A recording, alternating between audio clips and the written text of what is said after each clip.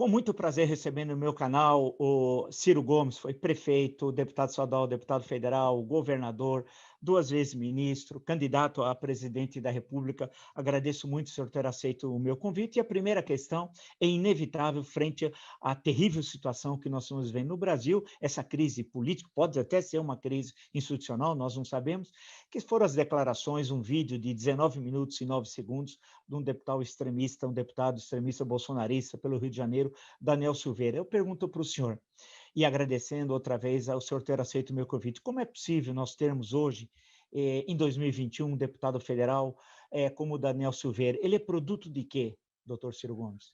Bom, professor, antes deixe que eu lhe agradeça o privilégio de, mais uma vez, ter a oportunidade de conversar com um estimado amigo, né? Ou, pelo menos, do meu ponto de vista, é uma pessoa porque eu tenho grande admiração intelectual, respeito muito, porque consegue olhar a vida brasileira com a devida complexidade, nesse momento em que é necessário, né, que as mediações ajudem o nosso povo a entender esta barafunda, né, política institucional em que o Brasil se atolou, né, de um tempo para cá. Portanto, o privilégio é meu. Deixa eu lhe dizer, vem aqui à minha memória, com certo riso, que o primeiro caso de cassação no Brasil por falta de decoro deu-se com um deputado que se deixou fotografar, nos primórdios da fotografia, né, de fraque, aquele casaco do grilo falante, e de cueca, sendo que era uma cueca bastante respeitável, digamos assim, porque era uma cueca que ia quase ao joelho, cueca samba-canção. E a Câmara de então achou que era falta de decoro um deputado se deixar fotografar daquele jeito. Agora, nós estamos falando de um idiota completo, não é? De um idiota completo que, para justificar sua presença no meio de uma instituição que deveria ser o santuário da democracia, que é o poder mais sensível à expressão da vontade popular, pela sua pluralidade, pela sua contradição, né, pelos seus defeitos, né, da comunidade, o parlamento deveria ser este lugar aí. E ele achou um lugar que é um lugar de posição menor, nessa teia de bandidos, aí sim, bandidões de grande coturno, canalhões de grande repercussão histórica para o Brasil, infelizmente, cujo chefe é o senhor Jair Messias Bolsonaro.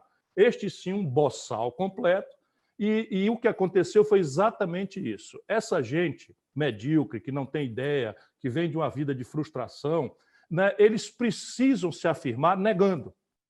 Então, veja, o ministro Fachin, há destempo, né, 3 anos depois, eu não sou propriamente o maior admirador do comportamento da Suprema Corte brasileira, embora acho que a ela devamos respeito pelo simples fato de que é a Suprema Corte. Mas eu acho que ela tem que ser examinada criticamente e, portanto, nenhum problema. Para mim, não acho que a nossa Suprema Corte esteja se comportando, inclusive neste episódio, eu temo que esteja acontecendo um grande acordão, o que rasga a lei e nos desestimula a todos nós democratas que saímos em defesa da autoridade institucional ferida.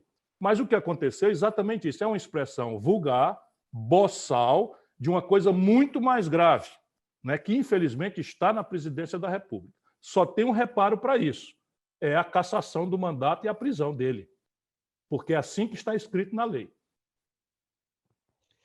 Colocar uma questão ainda no campo político, antes de entrarmos em questões muito graves, como a pandemia, a economia, a crise social que o Brasil vive. Ainda vamos ficar no campo político. Eu queria colocar para o senhor, agora nesses dias, já desde a semana passada, o PT já lançou informalmente um candidato. Expressão usada foi que o Fernando Haddad teria tido uma conversa com Lula, e ele disse, olha, entre em campo, vai, você vai ser o candidato. E agora mesmo, há minutos atrás, estava acompanhando também uma entrevista do ex-presidente Lula, e está claro que ele seria o candidato, ou seria o seu candidato, o Haddad. Portanto, o PT já entrou em campo. O Guilherme Boulos, do PSOL, no campo também mais à esquerda, deixou claro, numa brevíssima intervenção, que não teria gostado disso, acha que primeiro precisava discutir o projeto para depois a candidatura. O PCdoB, eu não sei que posição vai tomar. Eu pergunto ao senhor, o PDT e o senhor que foi candidato na última eleição, como é que o senhor analisa o lançamento da candidatura do PT? E, segundo ponto, o senhor é candidato em 2022 a presidente da República? Bom, indo por partes, eu tenho uma indicação do meu partido, o PDT, para ser candidato. E não vou abrir mão dessa missão que eu tenho do meu partido, é uma missão difícil, complicada, mas eu só aceitaria recuar dessa missão em nome de uma coisa maior. Essa coisa maior necessariamente passa pela definição clara, explícita, coerente de um projeto nacional de desenvolvimento que sinalize para o futuro do país a partir do momento que nós estamos vivendo hoje. Mais da metade do povo trabalhador na informalidade, o menor poder de compra do salário mínimo vis-à-vis a cesta básica pela volta da carestia pesada nas contas do consumo popular, uma política de preços absolutamente criminosa na Petrobras, que usa o monopólio estatal para transferir renda, né, sem concorrência, sem contestação da concorrência, que se fosse privada, e eu sou contra que seja, não é? Mas ela abusa porque não tem quem, a gente tem que comprar a gasolina dela. E nós estamos dolarizando os preços e importando praticamente toda a querosene de aviação, boa parte do gás de cozinha. Isso está, enfim, discutir esse conjunto de coisas, como estamos, por que chegamos a tanto. Porque se a gente não tiver clareza de que não foi o nosso povo que mudou de posição, quem mudou radicalmente a condição do Brasil foi o PT. Lamentavelmente, eles não querem fazer essa reflexão. Portanto, sem essa discussão, e não é para dar chicotadas, para fazer a catarse, para punir, fazer as punições, as penas dos pecados, não é para isso, não. É para a gente se reconciliar com o povo, professor. Porque o povo brasileiro está muito aborrecido com razão, porque foi levado à crença, nos primeiros momentos do PT, pela expansão do crédito, pela melhoria do poder de compra do salário mínimo, pela consolidação de políticas sociais compensatórias, especialmente por esses três movimentos, de que a coisa ia. Então, 50 milhões de brasileiros, né, ascenderam socialmente. E com o próprio PT, esses 50 milhões de brasileiros foram todos para o brejo. Por quê? Porque a crise de 2008 apanhou o PT no governo com absoluta incapacidade de entender o Brasil. Nós temos 14 anos depois do PT o sistema tributário mais estapafúrdio e perverso e injusto do mundo. Para dizer aqui apenas uma coisa que é central. Portanto, isto é o que importa. Não vai acontecer, professor. Não vai acontecer. Por quê? E é preciso que grandes jornalistas com essa capacidade intelectual que o senhor e poucos têm, compreendam isso e tragam a reflexão popular. A Lava Jato, o lavajatismo, introduziu uma loucura na institucionalidade brasileira, que foi o fim do financiamento empresarial, em cima de todo o escândalo, e a população queria uma resposta para isso, e aí se introduziu o financiamento público de campanhas com o seguinte critério: R$ 1 bilhão distribuídos aos partidos conforme a proporção de quantos deputados federais aquele partido tem. Portanto, a discussão real do país, da economia, da conjuntura, da visão de economia política, tudo isso é hoje uma retórica mentirosa, porque por trás de pano, embaixo do bastidor, o realismo político é: vamos lançar candidato a presidente, todos nós, para fazer bancada e pegar um quinhão dos bilhões de reais de dinheiro público para o financiamento das campanhas. Essa é a razão do PT. Porque se tem, acredite, Vila, se tem, me permita chamá-lo assim, né, se tem um político brasileiro que conhece tudo da alma do povo, esse se chama Luiz Inácio Lula da Silva. Estava cansado de saber que a jogada dele de 2018 daria no Bolsonaro e que o Brasil se arrebentasse, porque hoje acredito que existe inclusive um componente, não sei se consciente, mas eu falei isso a ele, que ele precisava parar para pensar se ele não estava querendo se vingar do povo brasileiro. Porque eu acho que na cabeça caudilesca dele, né, o povo brasileiro devia ter descido lá em Curitiba e quebrado tudo e trazido ele de volta ao poder, Lula primeiro e único. Como não aconteceu nada disso, ele desenvolveu uma animosidade com o povo brasileiro e acho que ele gostaria que o povo brasileiro pagasse mais caro ainda do que está pagando por não ter ido ali fazer essa coisa. Isso é uma hipótese minha para os psicanalistas analisarem. O prático, entretanto, é que eles vão disputar repetindo o mesmo filme de 2018. O que vale é que cá embaixo, onde está o nosso povo, as ilusões estão morrendo de forma muito amarga por esse encontro de desemprego recorde, perfil de renda em declínio recorde, né, informalidade recorde, morte aos milhares, às dezenas de milhares. O Brasil está no fim da fila da vacinação, baderna política na vacinação, enfim, falta oxigênio para bebês que estão em UTI neonatal respirar. Nós chegamos ao limite do paroxismo no nosso país. E o filme agora é outro. Eu acho que a população brasileira não vai sancionar esse filme de 18, porque nós conhecemos o fim dele. E não foi bom para o Brasil, não está sendo bom para o Brasil. Deixa eu perguntar uma questão ao senhor. Eu sempre fico conversando, passo o dia também conversando com uma série de pessoas e fico ouvindo as suas interpretações. Converso com um, com outro. Um dos últimas pessoas que eu conversei, que trabalha com pesquisa política, ele desenhou um cenário de 2022, na opinião dele, que é o seguinte: o PT, que pode ser o Lula, ou o Haddad guardando lugar para o Lula, não sei, mas ou um ou outro, né? Ou o Haddad sendo o codinome do Lula, bem, seria o candidato, de candidatos mesmo. O Bolsonaro, caso chegue até lá, a política é surpreendente, pode ser que a crise se agrave muito em 2021 e ele não chegue constitucionalmente lá, tem um processo de impeachment, ou ele renuncia, não sei, que seriam, a princípio, os candidatos que teriam uma base mais sólida. O Bolsonaro, apoiado pela grande parte do chamado Centrão, né, e com a estrutura de Estado jogando a seu favor. O PT, com os governos estaduais, tendo uma grande bancada na Câmara dos Deputados, e os recursos milionários do fundo partidário. Um candidato de centro-direita, que poderia ser alguém do PSDB, por exemplo, o João Dória ou o Eduardo Leite, e o senhor, que seria o quarto candidato na leitura dessa pessoa que me apresentou. Mas ele lançou a seguinte questão, disse ele: Ciro Gomes é um candidato forte, já participou de várias eleições, é conhecido pelos eleitores, mas vai se aliar com quem? Ele me perguntou. Com quem? Eu perguntei para ele, mas com quem? Ele falou: vai ser difícil ele ter aliados nos partidos, tendo em vista as composições para 2022. Então, eu transfiro ao senhor, nesse cenário, com quem o senhor e o PDT pretendem se alinhar em 2022 e por que dessa aliança? O grande problema de político, professor, é que muitas vezes confunde observação da realidade com wishful thinking, que é a expressão americana, quer dizer, você confunde o real com aquilo que você deseja que aconteça. Então, deixa eu lhe dizer, a leitura política brasileira hoje está completamente equivocada, porque ela está com muita pressa. Ela não está entendendo o que está acontecendo de verdade aqui embaixo. Então, deixa eu lhe dizer, 74 dias atrás, apenas 74 dias atrás, o povo brasileiro foi em massa, embora com abstenção muito alta, às urnas. E dali saíram algumas ilações, leituras concretas em cima do movimento do povo. Não é? Isso é que é o povo andando, não é análise, é coisa prática.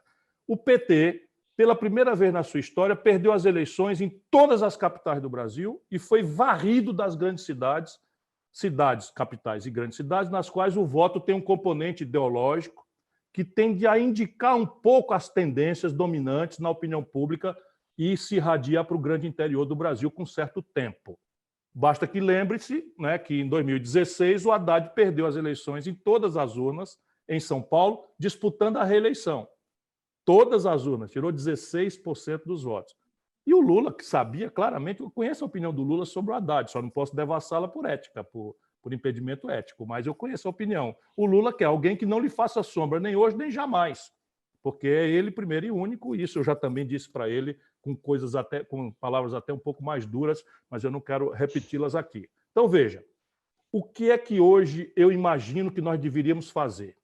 Organizar aquilo que adjetivamente se chama, adjetivamente, porque no Brasil existe uma imensa fraude a partir do próprio comportamento do PT, do lulopetismo, que é aquilo que nós convencionamos falar em centro-esquerda. Se tivermos tempo, eu posso esmiuçar isso na sociologia brasileira verdadeira, né? Mas o que é hoje isto? Não PT, que eu considero o antipetismo ainda a força dominante na vida brasileira, e eu tenho pesquisas também. A gente, por exemplo, faz pesquisas claramente perguntando, para 2022, você acha que o Brasil devia dar ao Bolsonaro a continuidade? Já é apenas 30% que diz isso. O problema é que os outros 70% estão muito fraturados, e eu volto à reflexão. Você acha que deveria voltar o PT? 10%. E você acha que deveria ser outro que não seja o Bolsonaro e o PT? 50 e tantos %. O problema é que se outro que não é Bolsonaro nem o PT, vai ser um congestionamento de verdadeiros não Bolsonaro e não petistas e de marketagem que vão tentar produzir, tipo Moro. O Moro é um canalha, na minha opinião, ninguém precisa concordar, não é, que manipulou a magistratura para interferir no processo político brasileiro em favor de sua própria desmesurada ambição. Só num país como o nosso, de institucionalidade débil, de opinião pública frágil, um juiz condena um político, não me interessa aqui o mérito da sentença, e eu conheço o mérito dela e suas debilidades, para depois, como consequência da sua sentença, retirar esse político da disputa eleitoral e vai ser ministro do político que se aproveitou dessa circunstância. Isso é um rasgão moral que, em qualquer país minimamente civilizado, já mostraria quem é este grande pilantra. Mas se o povo brasileiro não sabe ainda, sabe o que é que o Moro está fazendo hoje? O Moro está trabalhando para uma empresa americana, norte-americana, que simplesmente está administrando a massa falida da Odebrecht, a empresa que ele quebrou. É assim mesmo como eu estou dizendo ao brasileiro. O Moro trabalha para uma firma americana que foi contratada para administrar a massa falida, a transição da massa falida da Odebrecht. E o primeiro movimento do Moro foi assinar um parecer que alguém escreveu, porque ele não tem letras para isso, contra os interesses brasileiros representados pela Vale do Rio Doce no aforamento na Europa. Este é o cidadão. E agora nós vamos tomar cada vez mais detalhadamente notícia da conexão apátrida do Moro com o FBI e Agência de Segurança Nacional norte-americana, atuando em território brasileiro, fora dos mecanismos institucionais e diplomáticos, o que claramente mostra o Moro a serviço. E se você que gosta de pesquisar que tiver dúvida, o embaixador dos Estados Unidos no Brasil, no governo Obama, deu uma entrevista para a revista Época, que sumiu, não repercutiu nada, mas ele diz lá claramente que o Departamento de Estado americano estava muito incomodado com a projeção de poder que o Lula estava fazendo na esteira de financiamentos empresariais, da Odebrecht especialmente, cofinanciando partidos de esquerda pela América Latina, a partir do Chaves e do Maduro, e que o Departamento de Estado americano já não topava, não aceitava mais aquilo. Isso é o que está dito por cima da mesa. Por cima da mesa é uma entrevista do embaixador, que eu não sei por que cargas d'água se sentiu obrigado a explicitar com clareza isso. Então, veja, nós vamos ter que ter, voltando à sua pergunta, clarezas, porque o pacote, como se fez do Collor, não lembra? O caçador de Marajá, quer dizer, um imoral que eu conhecia, né? Tinha sido prefeito de Maceió, imoral, tinha sido governador do Alagoas, imoralíssimo, e empacotaram com medo do Lula, com medo do Brizola, com medo não sei quem, empacotaram o Collor como um caçador de marajás, um modernizador, e deu no que deu, a gente está conhecendo. Então, salvo esta tentativa, o que é que sobra para nós? O que é para mim, a esquerda não petista? PSB, Partido Socialista Brasileiro, que era do Eduardo Campos, Rede da Marina, que só estou nomeando uma pessoa que é mais conhecida para ilustrar para os seus ouvintes, para os seus espectadores. O PV, que é liderado pelo Pena, e o PDT, que é o meu partido. Esses quatro formam uma coalizão, não é, capaz de sustentar muito bem uma entrada na sociedade brasileira, do seu ponto de vista partidário, do seu ponto de vista das proporções de tempo de TV, de fundo eleitoral, de fundo não sei o que e tal. É muito competitiva esta aliança daí. Ela está fechada? Não está fechada. Ela está sob estresse permanente, mas isso é o meu desejo. E agora, nas eleições municipais, nós cuidamos de dar trato a isso. O único lugar para onde eu saí, em função da pandemia, eu não posso dar mau exemplo, eu saí fisicamente, fui a Recife, numa confrontação radicalizada do PSB com o PT. Né? E ganhamos a eleição lá. Nós ganhamos 6 capitais, só para você ter uma ideia. Juntos, não só com o PSB, mas aí qual é o centro que eu procuro? E eu estou procurando o centro que, na política, é uma forçação de barra, vai me perdoar, mas na política é o DEM. Aí você diz, mas o DEM? Pois é, o DEM. O DEM são vários DEMs, né? O DEM são vários DEMs. Eu conheço todos eles de longa data. Então tem o DEM, Ronaldo Caiado. Ronaldo Caiado votou em mim. O governador de Goiás votou em mim lá atrás, numa eleição dessas que eu fui candidato. Fui colega dele, deputado. É um governador muito respeitável, ultraconservador, talvez não seja ao centro, mas é um democrata. E eu, se eu quero a companhia deles, quero. Ele está lá para o Bolsonaro. Aí tem o Onyx Lorenzoni. O Onyx Lorenzoni é um fascista. Está lá com o Bolsonaro, de onde não desgrudará jamais. E é do DEM. Não vai aceitar que o DEM venha para mim. É uma disputa que eles vão fazer. Mas eu quero dizer, vou desdenhar? Não, eu quero.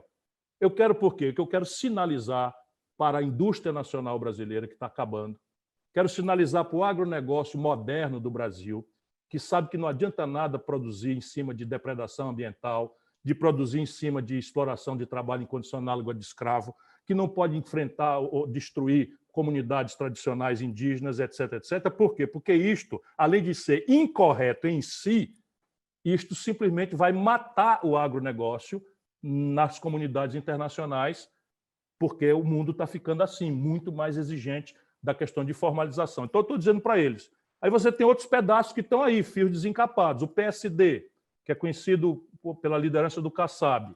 Eu tenho relação com o Kassab era vereador de São Paulo, votou em mim para presidente da República, que é a minha vivência, eu tenho muita experiência, conheço os atores todos. Então, o que eu estou querendo claramente é emblocar essa esquerda não petista e fazer uma cena ao centro para que a gente sustente na sociedade brasileira a mudança que eu quero propor. Antes de entrar para a questão econômica, Ciro, e a questão da saúde pública, nós vemos a crise mais grave sanitária da história do Brasil republicano, né? Eu queria só pegar uma questão da sua resposta e lembrar que o senhor também é um professor de direito. A questão da Lava Jato. O senhor fez referência à ação do juiz Sérgio Moro e depois ele tendo um benefício, tendo em vista que a condenação do Lula impediu que ele fosse candidato e que disputasse com o Bolsonaro, e ele foi ministro da Justiça até abril do ano passado do governo Bolsonaro. A questão que certamente alguém que nos acompanha colocaria ao senhor é a seguinte: não houve corrupção na Lava Jato?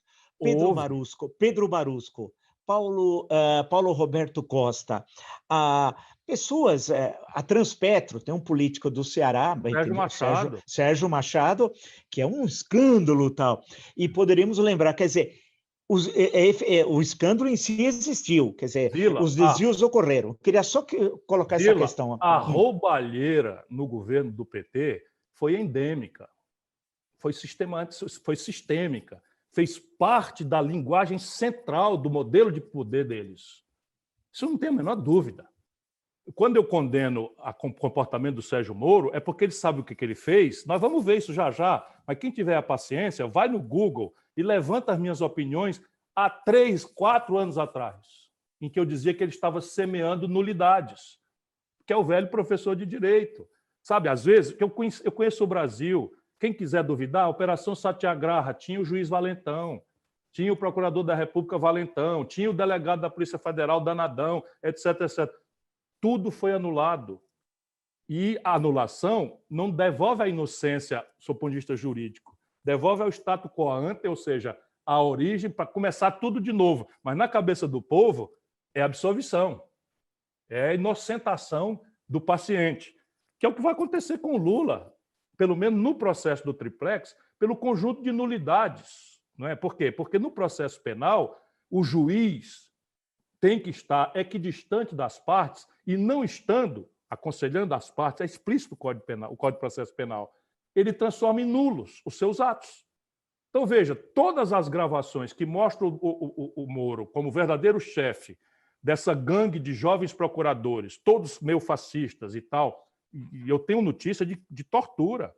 Se não era a tortura do choque elétrico, era o seguinte: trancar uma senhora, não é, que estava aí na conta, enfim, na periferia desse grande escândalo, numa cela, num cubículo de 2x2, tirando a lâmpada e deixá-la 4 dias sem comunicação, não poder receber comida, não poder receber remédio, não poder mandar uma carta, e um procurador torturador chegar lá e dizer, em Curitiba, dizer, como é? Não vai entregar não e tal. Isso tudo aconteceu.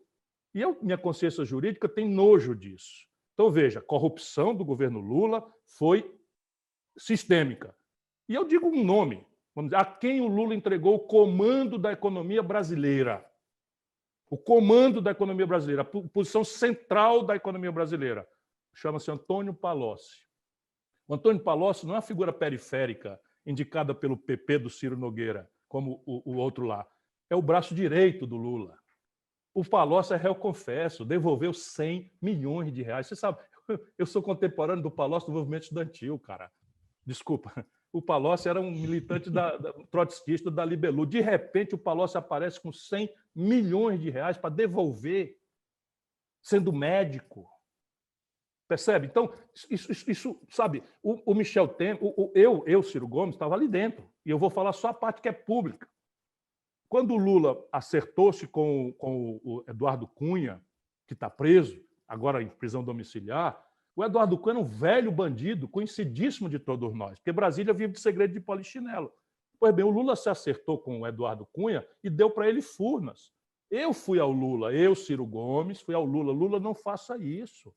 Você vai entregar Furnas para o Eduardo Cunha, esse cara vai roubar e vai comprar a maioria da Câmara e vai virar presidente da Câmara. Isso está tudo também publicado. Eu estou falando só o que é público, para não devassar aquilo que o Lula ouviu de mim em confiança. É evidente que se tivesse obrigações de ordem pública, eu teria cumprido da data. Disse, não vou fazer, não. No dia seguinte, entregou Furnas para o Eduardo Cunha. Sabe? Se tem alguém que sabe que o Banco do Nordeste foi absolutamente corrompido no governo. Todo canto tinha ladrão. Todo canto tinha ladrão. Na Petrobras era ladrão para todo lado.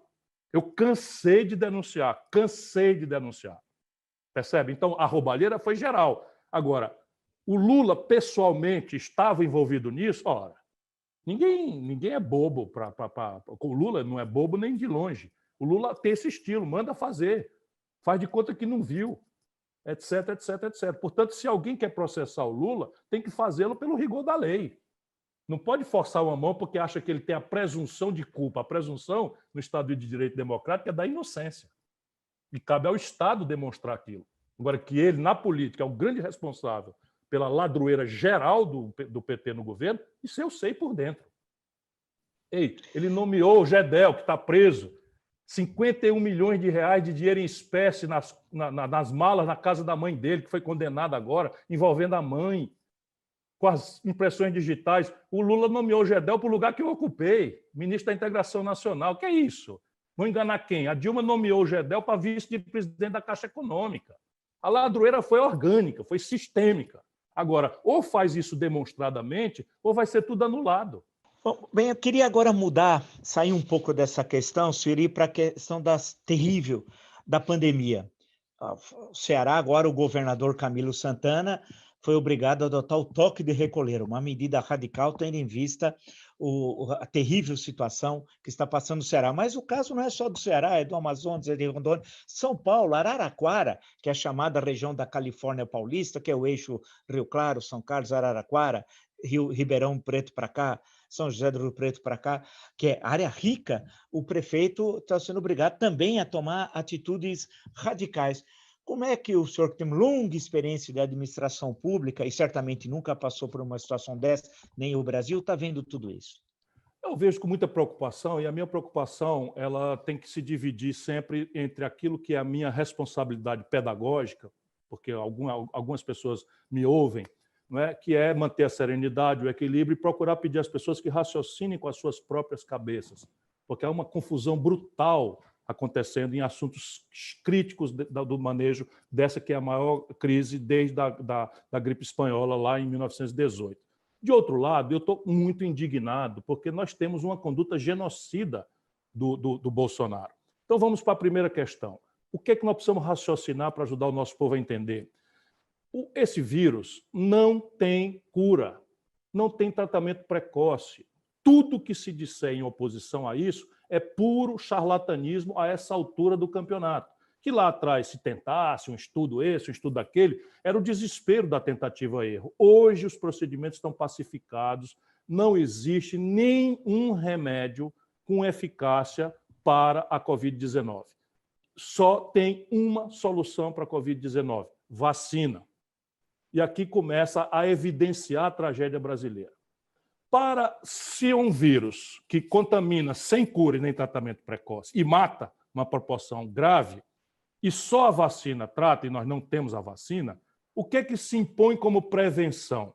O isolamento social. Teoricamente, se a gente conseguisse, como cidadãos, não que eu não sou a favor do modelo chinês, de ir lá e mandar fazer, do modelo indiano, sair a polícia com um cacetete batendo nas pessoas que estão na rua, isso não é o caso. Mas o exercício de cidadania, se nós todos nos entendendo como cidadãos, pudéssemos ficar em casa 48 horas radicalmente isolados, a transmissão acabava nessa hora. Simples assim. Por quê? Porque o vírus passa de pessoa para pessoa. Se de todo a gente não pode ficar em casa, muitos de nós não podemos, policiais, profissionais de saúde, profissionais do supermercado, profissionais da farmácia, caminhoneiros, não é? Enfim, várias categorias não podem, você tem coisas que mitigam. Deixa eu repetir isso, porque é o que importa nessa hora em que há uma onda pesada no Brasil inteiro, não é só aqui. Não é?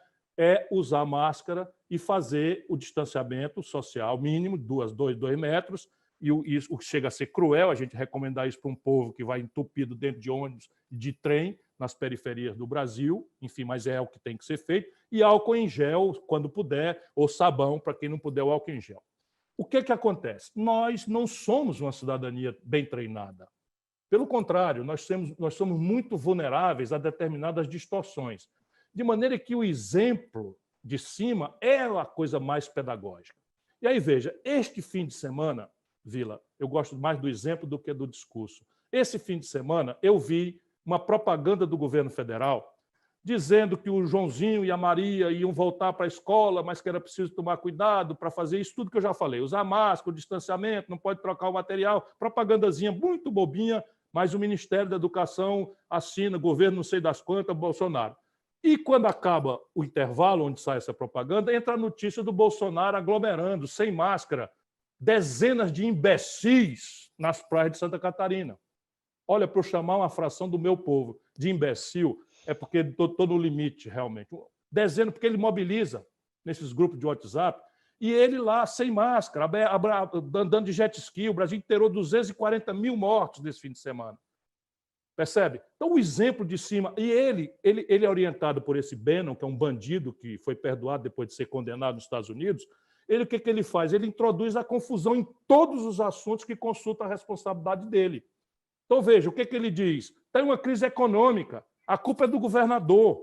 Ou seja, o governador que está salvando vidas, o governador, como o do Ceará, que teve que fazer praticamente contrabando de testes, não foi contrabando propriamente, porque nós trouxemos, enfim, mas nós tivemos que contratar, Vila, um avião da Etiópia para fugir do sequestro de respiradores, EPIs e testes para a Covid lá atrás, porque os canalhas que nos governam, Bolsonaro e esse Palermo, que é general, uma das coisas que nós precisamos conversar é sobre a formação e os critérios de promoção. Não é possível um general... Eu cresci a vida inteira tendo um respeito e um acatamento a despeito de todo o conhecimento histórico, não é, recente do que andaram fazendo, mas eu cresci imaginando que general é um negócio muito, né, respeitável, bem formado e tal. Esse cara é um palerma, é um analfabeto de pai e mãe, é um idiota completo e canalha, sabe?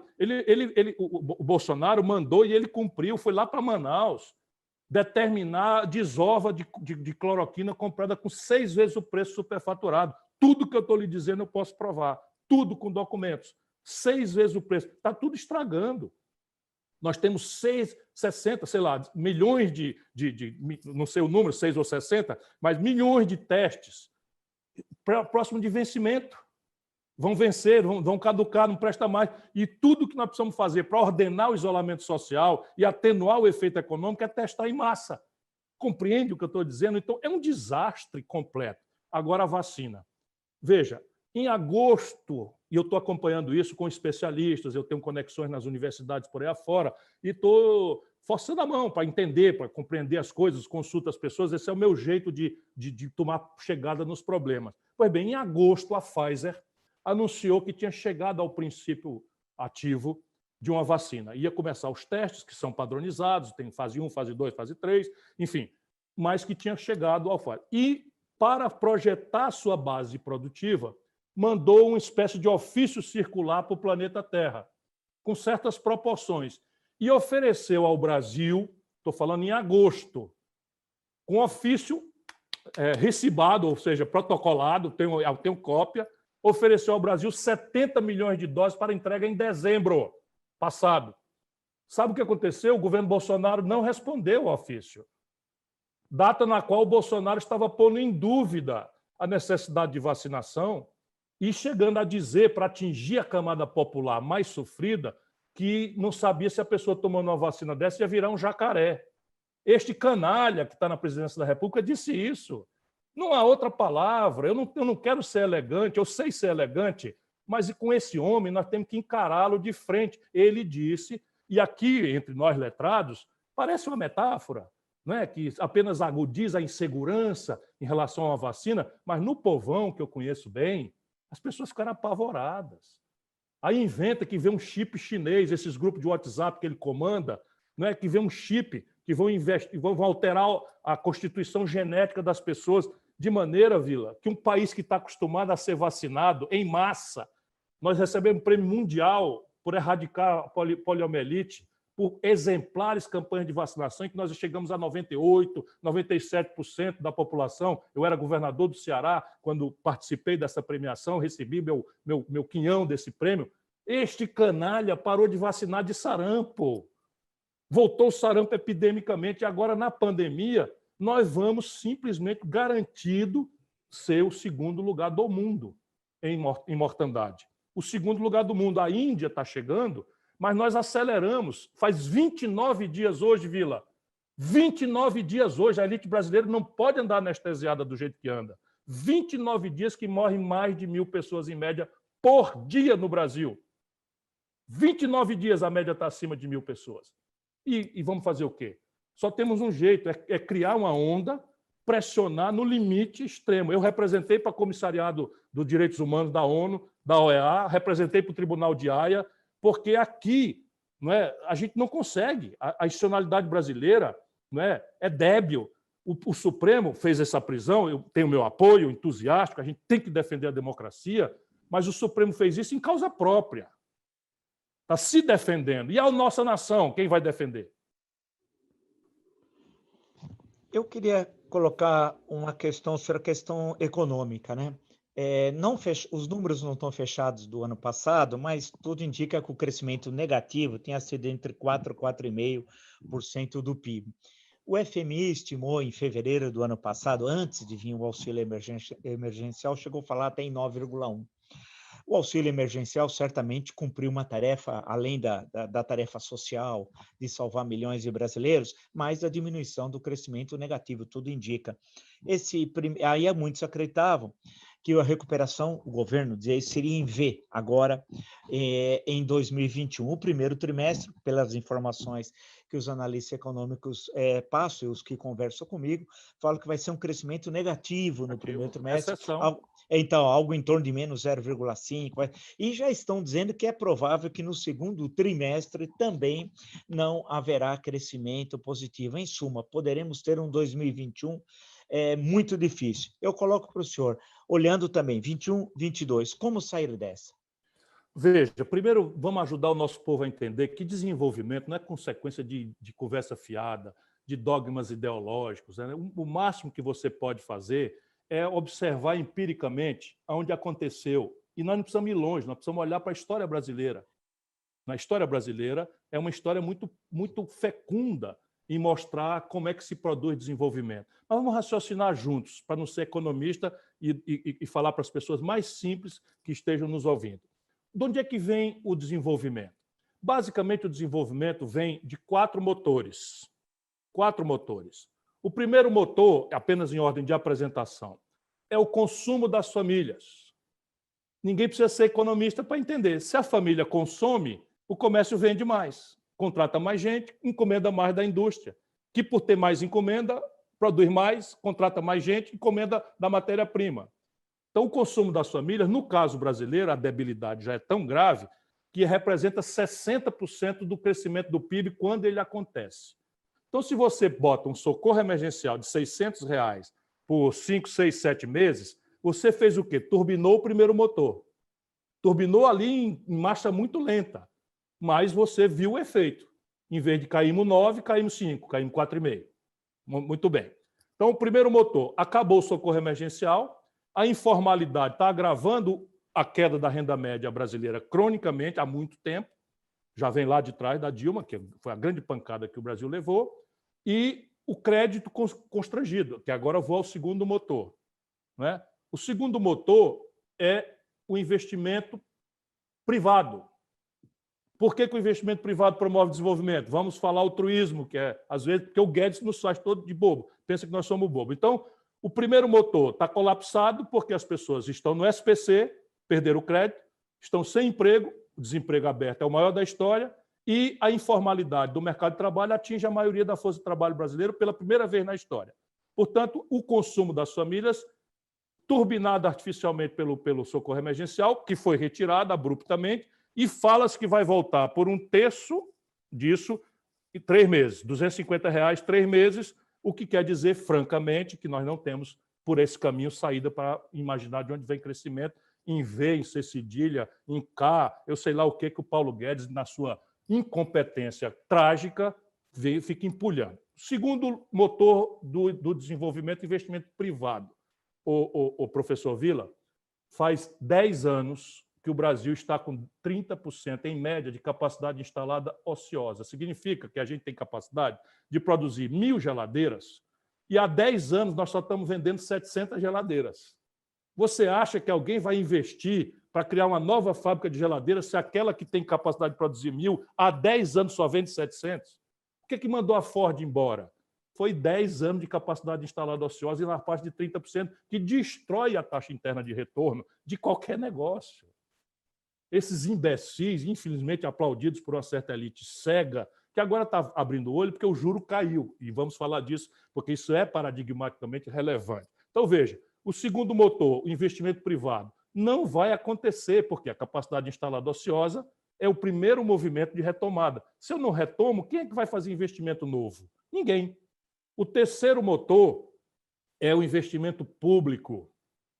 Keynes dizia que, em tempos de depressão econômica, e é do que se trata, nós estamos há 10 anos estagnados, em tempos de depressão econômica, os governos, dizia o Keynes, deviam pagar para o povo cavar um buraco e depois pagar para esse povo tapar esse mesmo buraco que acabaram de cavar, querendo com isso dizer do papel estratégico de emular a atividade econômica quando o capitalismo ciclicamente entra em colapso. Isso é, por exemplo, o New Deal do Roosevelt. Isso não é socialismo, isso não é comunismo, isso é simplesmente a experiência empírica que, aliás, está acontecendo hoje no mundo inteiro. Inclusive com certas coisas exóticas, que um progressista como eu está ficando, peraí, eu quero ver isso melhor. Mas nós temos gente como André Lara Rezende, espelhado por Larry Summers, ninguém menos do que o meu contemporâneo, o ministro da Fazenda, ele secretário do Tesouro americano, um reaça orgânico, um dos grandes paladinos do neoliberalismo fundador, ele está simplesmente propondo a emissão monetária como um mecanismo de financiamento. E aí fui olhar a base monetária americana, cresceu 70%. Para as pessoas que estão nos ouvindo que não são iniciadas, né? Significa o seguinte: o governo americano está pintando papel de verde e mandando para a economia. E o efeito inflacionário, por conta do tamanho da depressão, é nulo, o que está baixando com a cabeça de todo mundo. Né? E aí está o André Lara Rezende me defendendo até essa nova política monetária, enfim, tem uma sigla aí que eu não absorvi ainda. Eu ainda sou um pouquinho mais conservador e acho que o financiamento tem que ser de outra base. E o Brasil tem margem para isso. Então, primeiro motor, consumo das famílias, estrangulado. Segundo motor, investimento empresarial privado, estrangulado. Terceiro motor, investimento público está a zero. Por quê? Porque estes loucos alucinados, defendendo valores que são compreensíveis e bons, que é o equilíbrio da conta pública. Eu, Ciro Gomes, não sou um teórico, fui prefeito, governador, ministro da Fazenda, não tenho um dia de déficit na minha carreira. Sabe quantos políticos podem dizer isso no Brasil? Nenhum, só eu. Só para dizer o seguinte: o Brasil, nesse instante, meteu na Constituição um teto de gastos. Um país que nasce 2 milhões de bebês por ano, em que a atenção materno-infantil já é uma tragédia, e a expansão por 20 anos da atenção materno-infantil está proibida. Com status constitucional, sabe onde é que existe isso? Em qualquer manual, qualquer livro, qualquer almanaque, ou na experiência prática de qualquer país do planeta Terra, do Oriente ou do Ocidente, em nenhum lugar, Vila. Meteram isso na Constituição brasileira. Aí sabe como é que nós estamos enfrentando a pandemia? Com um truque. O Congresso, à custa de muita fisiologia, de muito clientelismo, cria orçamentos paralelos. O povo não sabe, mas o Brasil está entrando para março sem a aprovação do orçamento do ano 21, que tinha que ser aprovado entre setembro e dezembro. Ano 21 não tem um orçamento aprovado e vão falar em orçamento de guerra. Para quê? Para não revogar o tal teto de gasto, que é uma impertinência absurda, que é como se você botasse uma coleira de tungstênio num cachorrinho que você ganhou com 3 dias de vida, e esse cachorro, com 1 ano, vai continuar com a mesma coleirinha, ele vai ser estrangulado.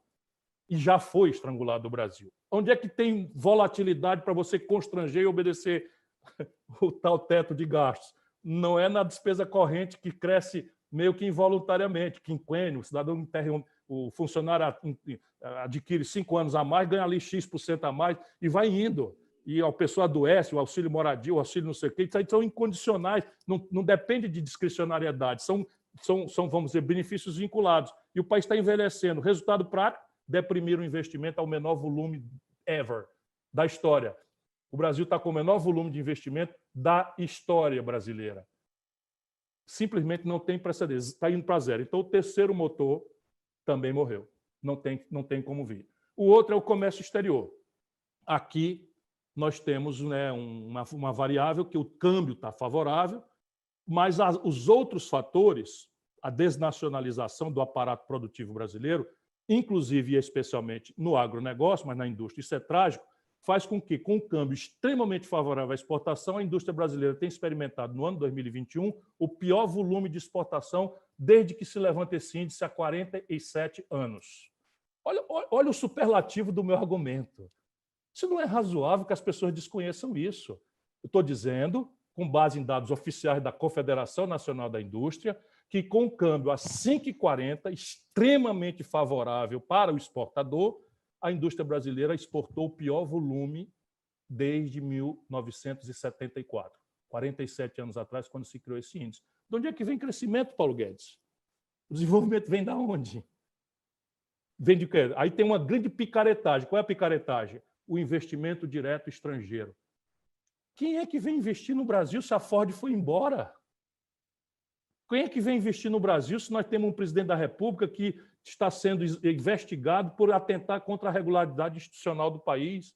Quem é que vem investir no Brasil quando o Brasil está mal falado, como eu nunca vi na história, por conta da depredação ambiental, por conta do fascismo do Bolsonaro, por conta de todas as loucuras que nós temos praticado institucionalmente no Brasil. Então, nós estamos mortos.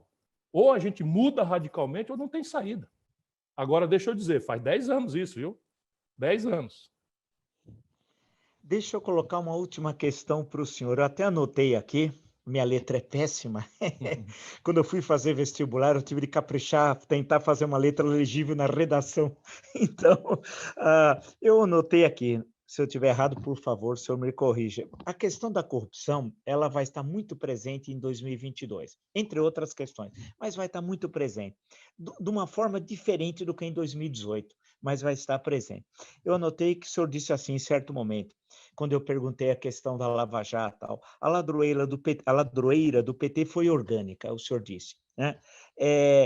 Como é que... E eu converso com as pessoas das várias classes sociais, e muitas sempre dizem o seguinte, sempre vai ter corrupção, não tem jeito. É como se a corrupção fosse um fenômeno da natureza, uma erupção vulcânica, um tsunami, né, que a gente não pode controlar, né? Eles sempre falam, o senhor eleito presidente da República, no dia 1º de janeiro de 2023, assume a presidência. Como é que o senhor vai colocar em prática o combate à corrupção, que parece, segundo essa leitura do senso comum, algo endêmico no Brasil? Nós precisamos ajudar o senso comum a entender que essa inteligência está perto da verdade, mas não achou a verdade toda. É verdade que a corrupção é uma inerência da obra humana. Isto é verdade. Não é no Brasil, é no mundo.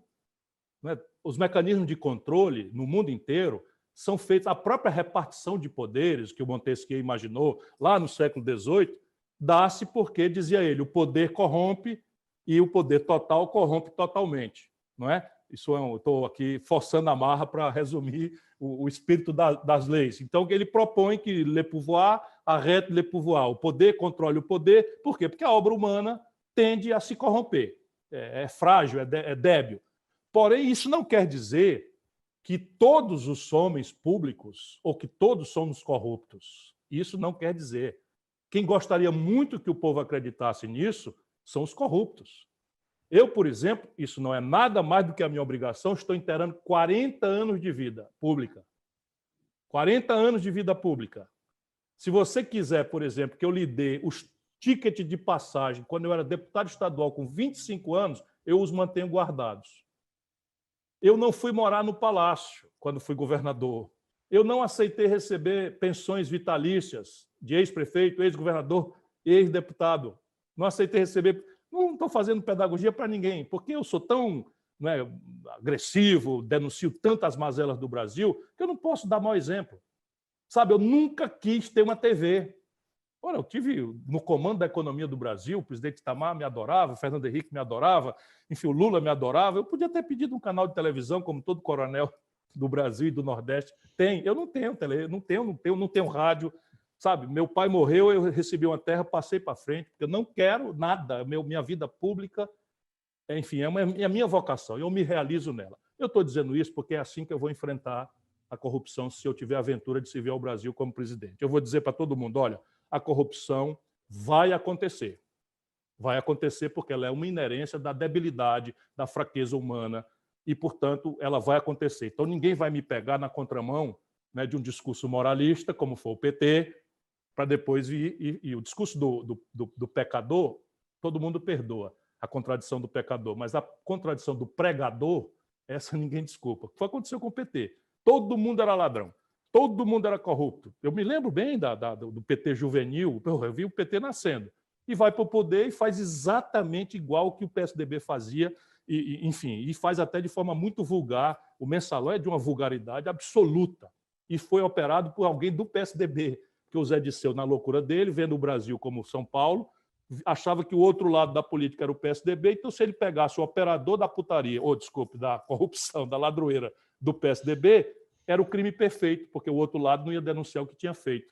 Só que ele não contava que o AS queria destruir o Serra, pronto, deu-se o Mensalão e todo o escândalo de Marcos Valério e coisa que tal que a gente conhece. Enfim, e eu perto, vendo tudo isso, já estou. Então, o que eu vou dizer para as pessoas? A corrupção vai acontecer, mas o meu governo vai ser como eu fui quando fui governador.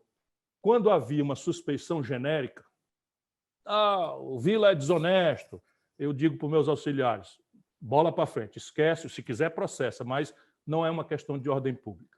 Porém, se acontecer uma denúncia específica, o suspeito vai pedir para se afastar preventivamente e vai pedir preferência na apuração. Se for, e vai ser feita uma apuração estrutural dentro da administração, e vai se definir se tem ali indícios reais de culpabilidade ou não. Se não tiver, volta desagravado. Se tiver, problema daí para frente com o delegado de polícia. Isso é a única coisa que eu posso prometer, porque eu já fiz assim. Então, no meu governo, eu fiz uma brincadeira absurda. Né? Eu disse, olha, aqui nesse governo, só quem está autorizado a roubar sou eu. Aí todo mundo assustado, eu disse, como eu não vou roubar, não rouba ninguém. Brincando, mas falando duro. Então, vai ser assim, se alguém for levantado suspeito, vai se afastar. E afastado vai ser feita uma apuração com grande aparência, grande visibilidade, porque é o exemplo que resolve. Só o exemplo resolve, o resto é conversa fiada. Agradeço muito o senhor ter aceito o meu convite. É a terceira vez que nós estamos conversando. A primeira foi aqui, antes da pandemia, em um outro momento. Mas é interessante ver como é que o processo analítico também vai mudando. Foi lá em 2019. Conversamos em 2020 sobre o livro do senhor, Projeto Nacional, Um Dever de Esperança.